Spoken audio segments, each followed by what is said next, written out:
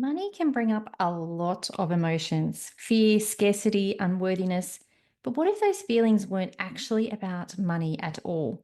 In this episode, I chat with money relationship coach and psychologist Eloise Tomkins about the hidden emotional blocks that can hold us back from financial success. Eloise shares how many of our money beliefs stem from childhood experiences and how they unconsciously shape the way that we earn, spend, and manage money. We unpack some common money blocks like scarcity, trust, and self worth, and explore how to start shifting these deep seated patterns. Plus, Eloise offers a few practical strategies to help you recognize and rewire limiting beliefs so that you can step into a healthier, more empowered relationship with money.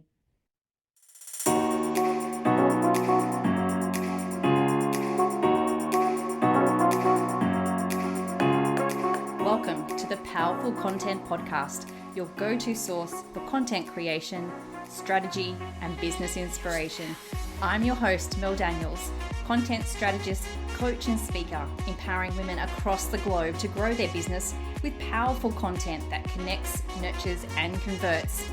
So, if you're ready to create standout content that gets you noticed and remembered, or build an aligned audience who love you and are ready to buy from you, you're in the right place. I believe that content has the power to connect us all. It's up to you how you use it. Listen in for genuine and insightful chats with guests, as well as practical tools and strategies from me. It's so lovely to have you here. Let's dive into the show.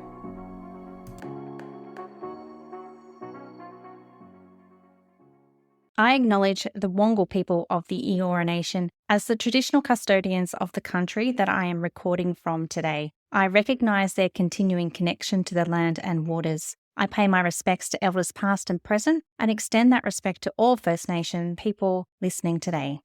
Hello, beautiful people, and welcome to episode 157 of the Powerful Content Podcast.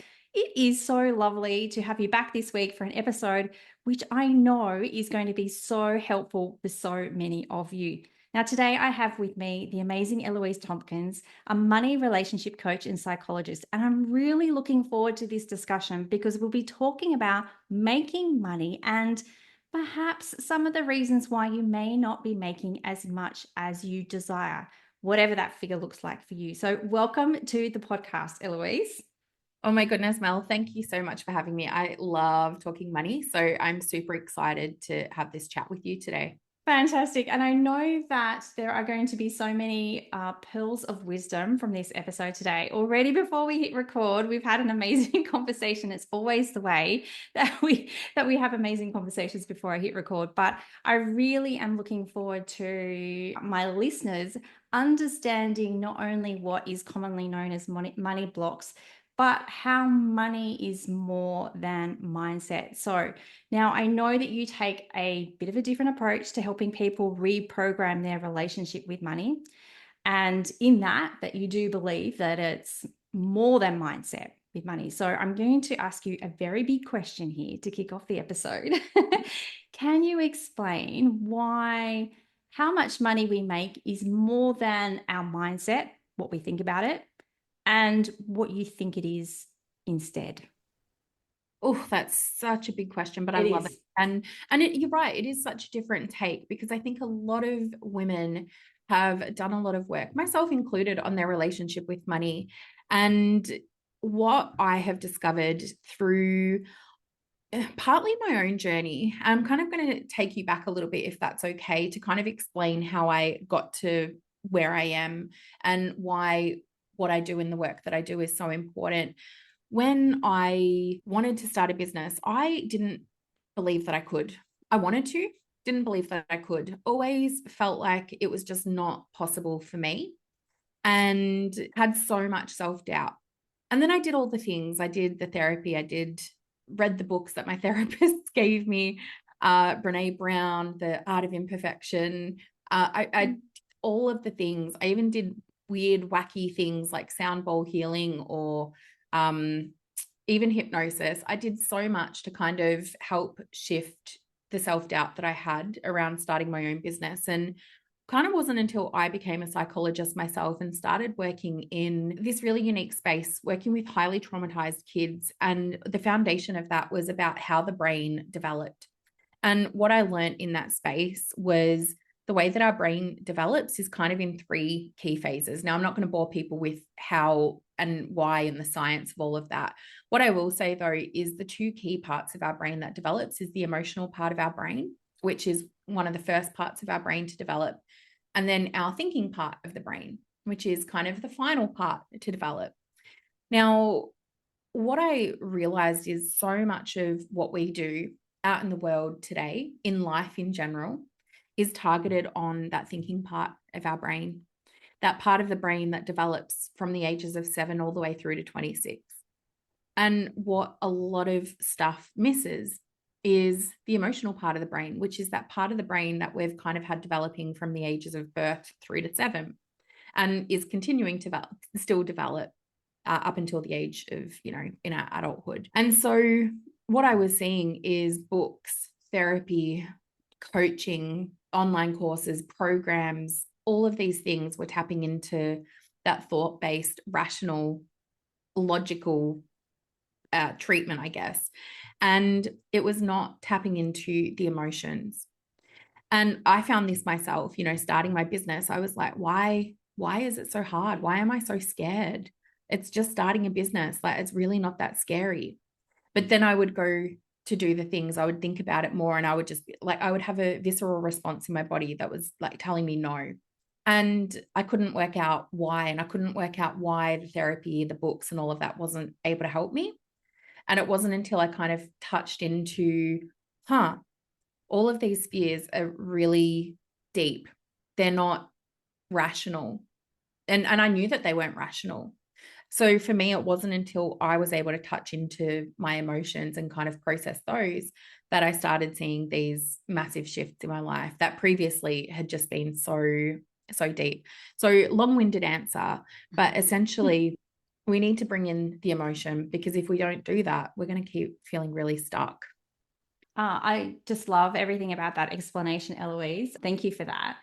I am just so amazed at the fact that, and I can see this in my own life as well. There are certain situations where you say to yourself, I know that this is not true. I know that what I'm thinking is not correct. I know that I should be able to do the thing. I'm a smart person. I know all my listeners are smart people as well. But you get to a point where you go, well, why can't I actually do the thing?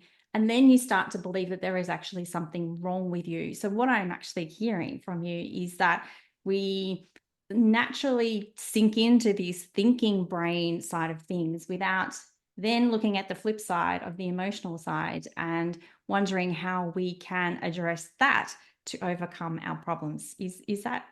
You've nailed it. Absolutely. Okay. And it's interesting because like 95% of what we do operates from our subconscious.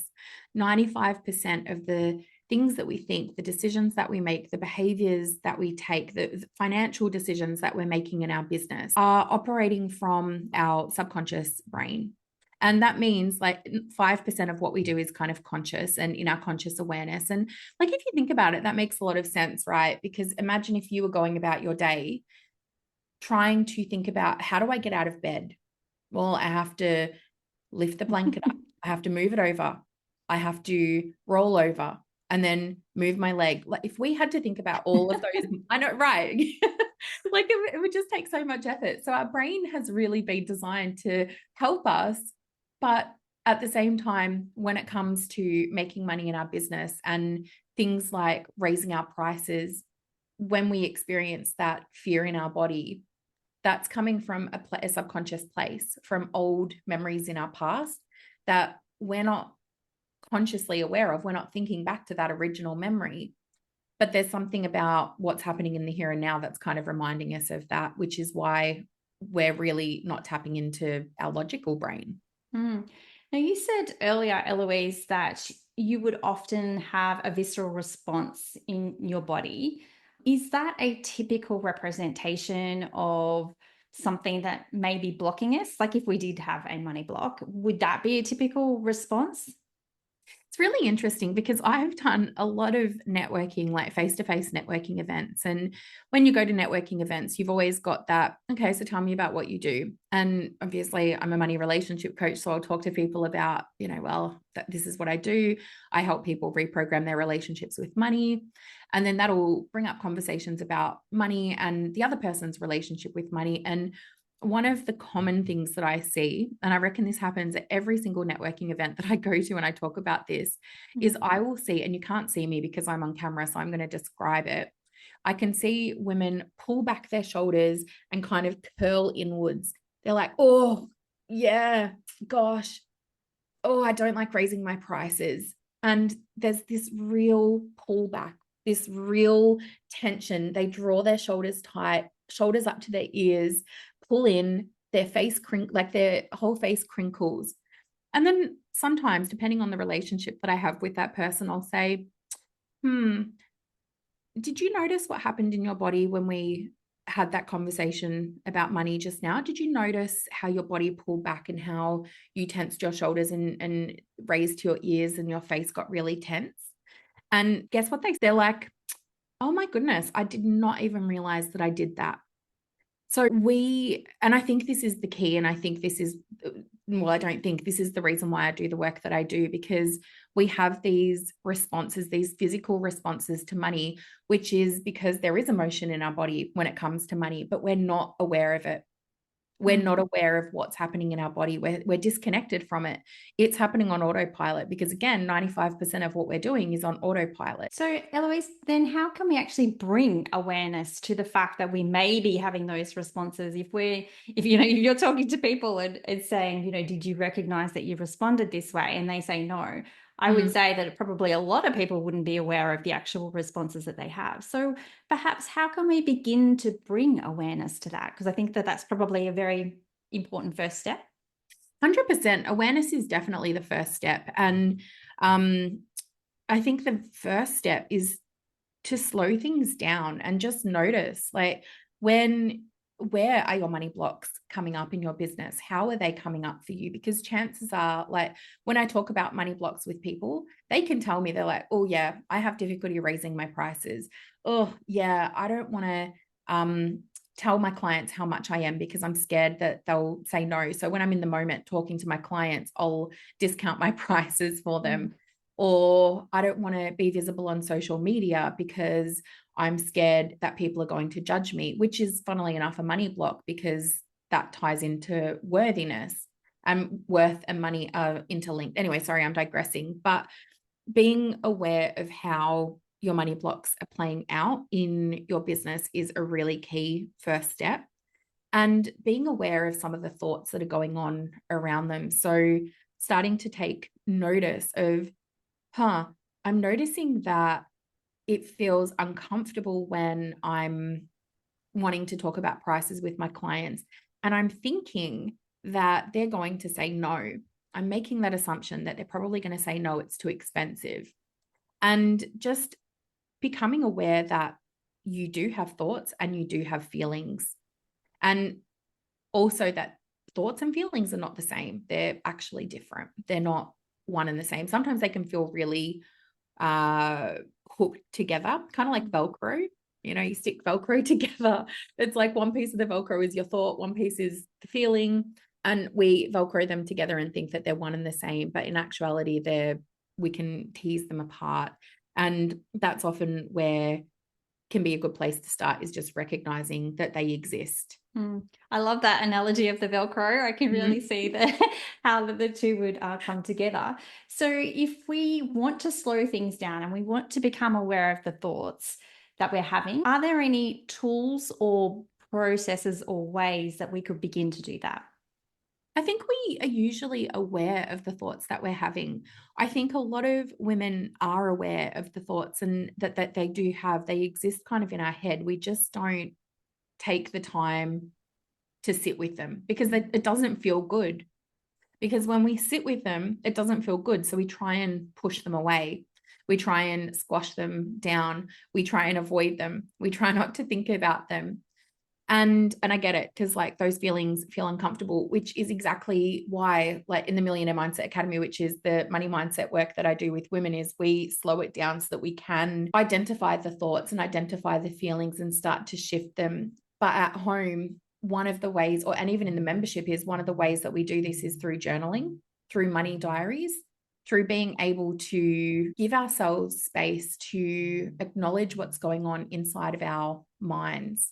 And I love journaling because it's amazing what stuff can come up when you just let yourself write. Yeah, I agree. And giving yourself the time and space to do that as well. Like you said, we often kind of like want to just, brush over them and not think about these thoughts, but taking that time, like you said, to sit with them can really help us. Now, you mentioned before about money blocks, and I would love to know more about this if we can dive into this subject for just a moment, Eloise.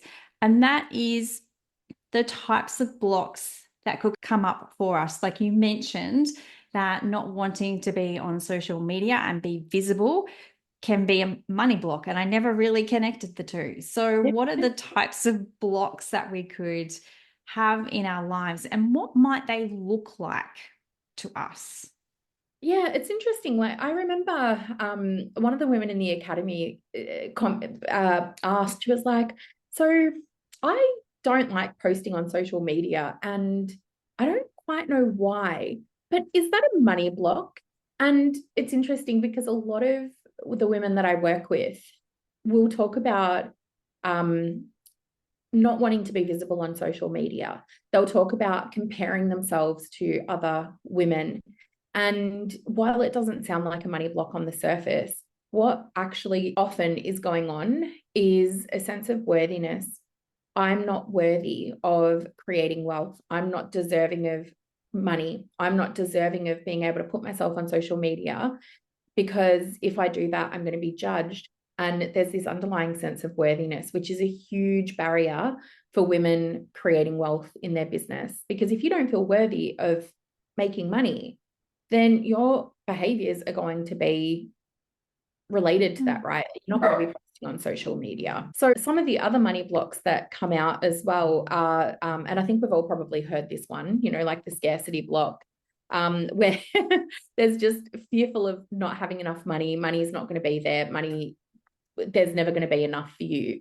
And this money block is one that I typically see coming up from they all come from childhood, but it's this real sense of no matter how much you make, and I see this in women making multiple 6, 7 figures, where it doesn't matter how many zeros are in their bank account, it's not enough. And I remember reading Paris Hilton's memoir recently. I love Paris Hilton. And in her book, she said, I want to make $100 million. And I remember reading that and thinking, $100 million, like, wow. And her grandpa was just like, okay. And I'm like, oh my God, like if I said that to my dad, he would be like, are you crazy? But for her, it was just, normal. And the reason she wanted that money was because she had gone through trauma when she was a kid, and that having money was a way for her to feel safe. And that's another money block that comes out as well, is this sense of safety, needing money to feel safe. They have an emotional money as a buffer, and it helps them kind of, I guess, feel secure in their relationship with money. Other money blocks are the trust block. And this is mine. Like my biggest money block is the trust block, where I don't trust myself with money. Or I do more so now because I've worked through some of that, but it still comes up from time to time. Impulsive spending, wanting to buy treats. I had a client who purchased a $10,000 piece of jewelry because she just wanted to feel good about herself. But then as soon as she bought it, she was like, oh my goodness, I feel so guilty for spending that money.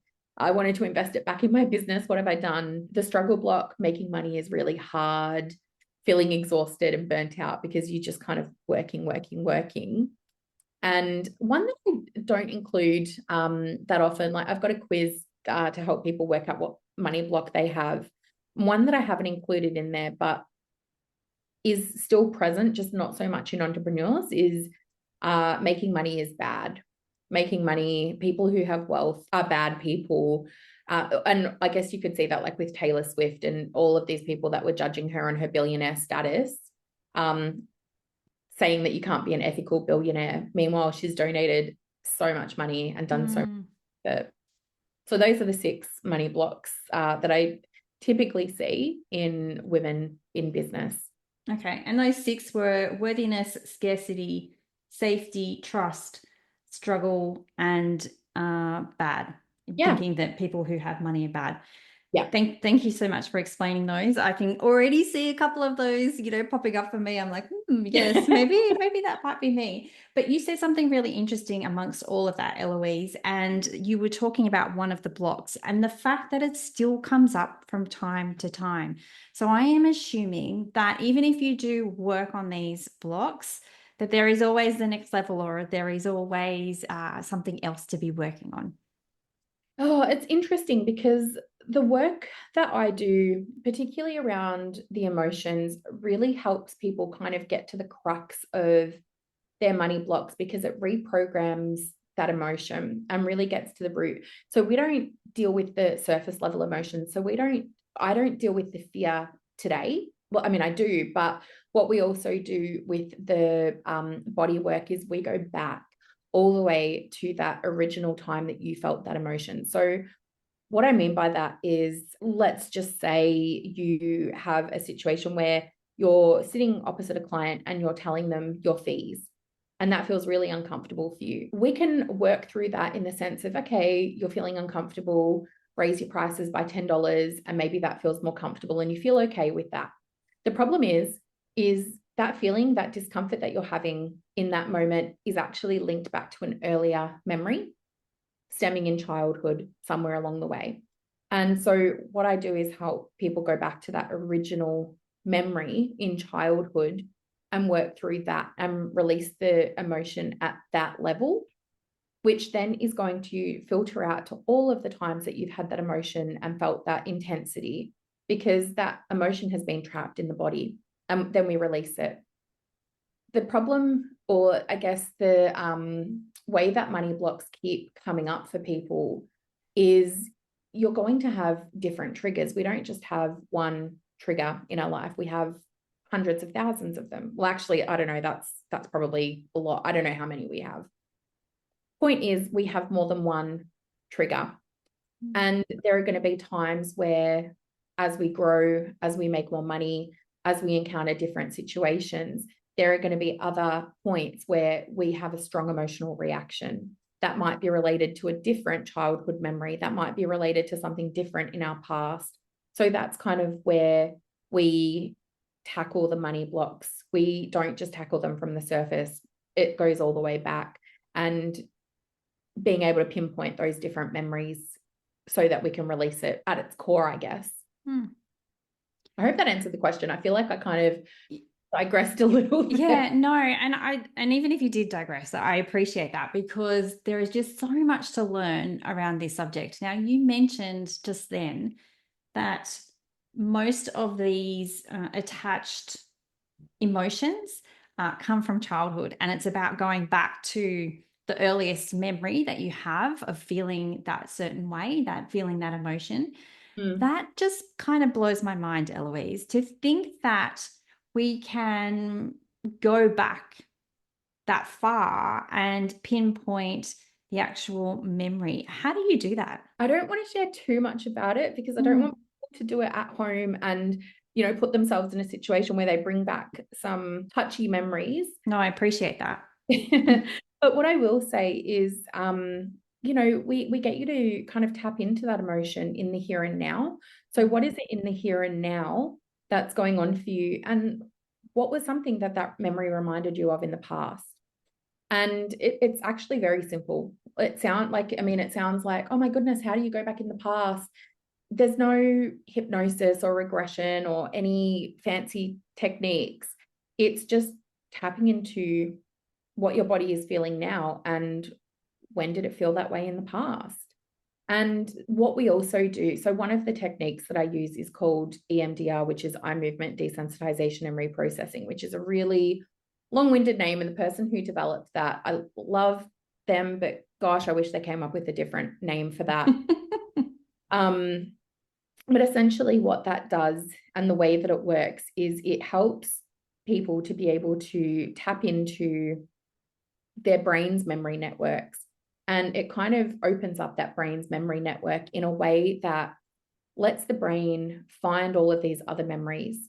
Because I'm trying to think about how to explain it over a podcast. But it's like, you know, you have a spider web, I guess, and that web attaches to other parts of the web, which creates a really intricate design. And that's kind of what our brain does with its memory. So that memory of you having a conversation with your clients about prices will link to other memories that are related, like that little spider web that's weaved its web. And it does that in a positive way as well. So another example is, you know, I don't know, grandma baking cookies in the kitchen, for example, and you are at home or you go walk past a cafe that's baking cookies and you get that hit of nostalgia because that's triggered memory networks, but that's happening in a positive way. And it'll bring back, oh, that time I went shopping with grandma, or oh, that time at Christmas that she bought me this lovely present, because it brings back all of these nice, warm, fuzzy emotions. So it happens in both of those ways. And that's kind of how we tap into all of those different memories that are part of either positive or negative. I love that explanation of it as a spider web, because I can really see now, I can visualize the fact that all of our memories, all of our experiences are all woven together to formulate who we are, and how they all interact with each other, whether they're positive or negative, can impact how we show up in the world. So I really love that explanation. Yeah, beautiful. Thank you so much for explaining that. Now, I know that you have a free resource, and I think that you mentioned it briefly before, how people can uncover and maybe shift some of their biggest money blocks. Do you want to just tell my listeners a little bit about that? Yeah, I find that, again, like we were talking about, awareness is a really big piece. So what I've done is put together a quiz where you can find out what your biggest money block is. Often, like you said, you can pinpoint different money blocks. Mine is the trust block and also the safety and struggle block. But my biggest one is the trust block. So I've put together a quiz that really helps people to be able to identify what their biggest money block is, as well as a resource to be able to help them start to understand that and how to be able to start working through that. So you can, I'm assuming you're going to pop that in the show notes. Absolutely. I will make sure that that link is in the show notes, and I am going to go and do that quiz straight after this episode, Eloise. I know what it's going to be though, but I'm just interested to find out. Thank you so much for sharing all of this information today. And I'm really, really excited to think that my listeners can walk away from today's episode knowing that, you know, it's not just your mindset around money, it's also what happens in the rest of your body, and looking at uncovering those original thoughts or ideas or where it came from, I think is so important to moving forward. So thank you so much for sharing that with us. Now, Eloise, I'm all about women owning and using their superpowers. So I would love to know, what is your superpower? Gosh, I feel like I have so many superpowers.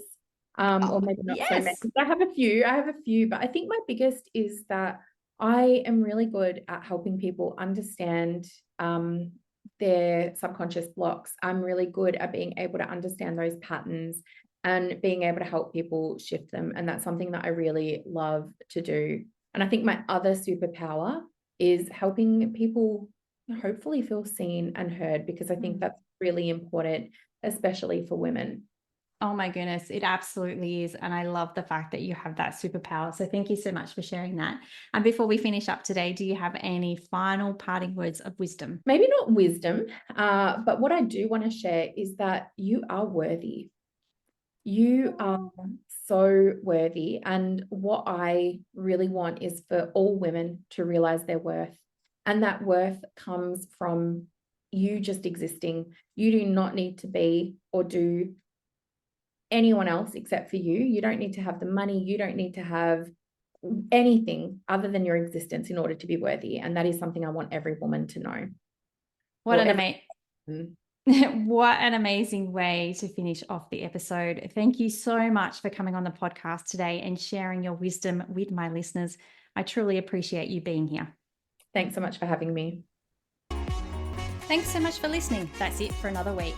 To get more powerful content in your life, make sure you're following along on socials. My handle is @meldbusiness. And just in case you're wondering, the groovy music for this podcast was created by Just Here on SoundCloud. I'd also be super grateful if you took a moment to rate and review this podcast so more amazing women like you can experience the power of content. And if you're like, hell Mel, stop talking, I'm ready to work with you now, here's how we can work some powerful content magic together. Firstly, come and join the Content Effect, my membership inspiring women with service-based businesses to ditch the content chaos and start creating stand-out content that gets you noticed and makes sales. You can join us by using the link in the show notes or just Google the Content Effect. The second way we can work together is via my one-on-one packages. We can create a sustainable content strategy or start to build out your client journey. It's up to you. Hop on over to meldbusinessservices.com.au/services to find out more. Until next time, have a beautiful week and embrace the power of your content.